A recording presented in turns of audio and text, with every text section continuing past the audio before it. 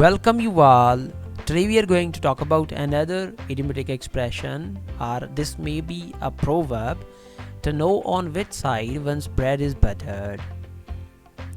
It means you know where your best interest or benefits lie.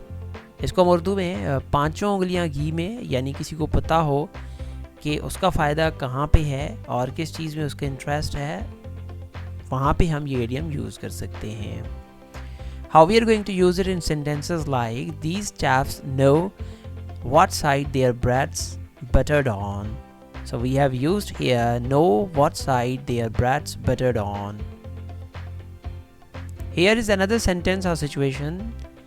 Jerry always helps out his boss. He knows which side of his bread is buttered on. So once again we have used here, knows which side of his bread is buttered. So this is how we are going to use this proverb or idiomatic expression into these situations or sentences.